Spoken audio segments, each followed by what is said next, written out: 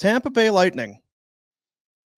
Every year we're going for it. If you're a Lightning fan, yep, it seems like you never have to worry. Well, this stupid GM better do something. So there it is. That was it's not. It can't really be Frank Baum when it's almost failed. Yanni Gourde, Oliver Bjorkstrand, and a fifth going. Can you say it properly?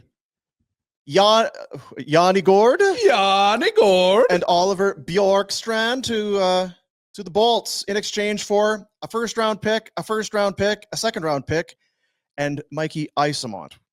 We saw him last week running around. So as Frank has illustrated there on the screen, Tampa Bay's next first-rounder is in 2028. It's a ways away. They could recoup. Or just, you know. Wasn't Gourde there before? Yeah, he won 2 cups there, I believe. He was there with that Blake Coleman. And Barclay Goodrow, that was the third line, the three of them. Because everyone falls in love with the third lines of these cup winners. It just depresses me to think that you could. I found this, boys. How do you like this? 2018, no first.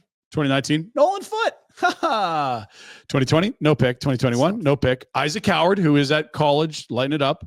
Last pick. Their last pick in 2022. Nothing in 23, nothing in 24, nothing this summer, nothing next summer, nothing the summer after. They've already traded all those ones away. So can we try to remember the deals? I haven't done it, but I think we can get most of these nailed down. And there's Julien. How do you say his last name, Jack? BriseBois. It's actually BriseBois. Good try. Julien BriseBois. Bleep them picks. Moose Jaw, Saskatchewan. Yeah. Thank you. Good. So the Tanner Jeannot deal, remember, was the first, second, third, fourth, fifth. Oof. The Brandon Hagel deal, remember, was 2 firsts plus Radish plus Kachuk. The original Coleman deal was a first rounder, I believe, from New Jersey. That would have been probably the first of those. Yeah, it was multiple picks, I believe. And then I'm trying to think of the other firsts. Yeah, like it's wild how many they just go. Don't need you. Don't need. Like, yeah. We're here to win now. And to be fair, where's Kucherov right now? He's at the tail end of his prime. Where's Hedman right now? Tail end of his prime. Where's Vasilevsky? Tail end of his prime. Like chips in now. Bleep them picks. Wow. Some kid that can help us in 4 years. That's not cup window. Points still scoring 40 a year. And if Cooch ever wants to leave, I guarantee you get a first back.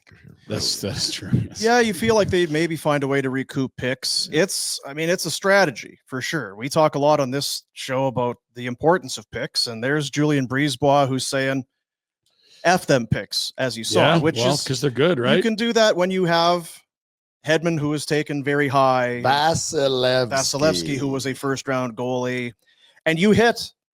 Give them credit. I mean, they hit on Braden Point. They hit on Kucherov. First round. Yeah. They've signed free agents, obviously. And Jack's look, boy. like when you're the Tampa Bay Lightning, where are your first rounders?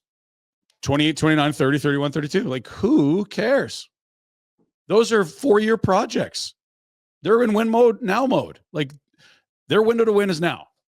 It's not 5 years. Julien BriseBois is the GM. He said F them picks and then was asked about it at the press availability afterwards. Here's what he had to say about shedding picks. What guides us, what drives us is trying to win a championship, and that's really hard. And in order to do that, you need a lot of good players. You can never have too many good players. So what I'm trying to do is use my draft picks to acquire as many good players as possible so I have the best team possible. Ultimately, that's what I'm trying to do. I'd rather have a lineup full of good players than a bank of a ton of draft picks. Because I think ultimately what we're trying to do is win hockey games. We want to win a lot of hockey games. We want to win a lot of hockey games this season, next season, every season. Like we're chasing a championship now, this season, but we're going to be chasing a championship next season and for the foreseeable future. So if I can use those picks to help me accomplish those objectives of winning as many hockey games as possible and chasing championships, I think that's my job to go ahead and get those transactions done and acquire those players. Yeah. Yeah, it's not as though it's, boy, you've sure given up a lot of picks. Yes, but we haven't just thrown them in the trash. We've gotten players back, and we have a core that allows us to maybe take some swings. It's a lot of swings. I mean, it's kind of what Pittsburgh did for a long time when they had Malkin and Crosby. It's what Chicago did when they were in their window. Edmonton's been doing it for 4. This is what contenders do. They trade their first to get better players and plug holes. And then when Julien decides to leave, somebody else could come in and deal with the bullshit. That's right. And that's what Connie inherited. And would get a job the next, like, He could probably I've have been 2 fired. jobs if he wanted. It's how is my phone? How do I have 19 messages already? I just got fired. It's weird. You do wonder about the Pittsburgh. Is there a Pittsburgh comparable there where they have good players? We're going to trade. We're going to try and win as many times as possible with this. Everyone's gone through it. You can go all the way back to Detroit. Yeah, but right now we're seeing how bad it is. Some of those players are still there. Sid's there, Malkin's, and it's feels like bad before it gets better. No one's good forever. I mean, Rhett noted it. Before there was a cap, you could hold things a little longer because you just spend more. That was Detroit. They went 25 years in a row making the playoffs. But yeah, like Tampa will be bad at some point, but that's not anytime soon. They got a window here. The thing about it is, too, I guess, you mentioned some of those names. Like Hagel's probably been better than anyone could have expected. He also had a really low cap hit, which is why he was attractive to them. They were so capped out. It was a flat cap era. And they're like, look, we're good, but we're not good enough to win a cup. We don't think. We'll give 2 firsts, which are late guys, 2 prospects that we're not sure are going to make it anyway. And we get a guy that's cost controlled for 2 years that we think is going to fit well for us. He's going to help us win now. I think the key to all of it, and they're doing a great job in Tampa, obviously. Duh.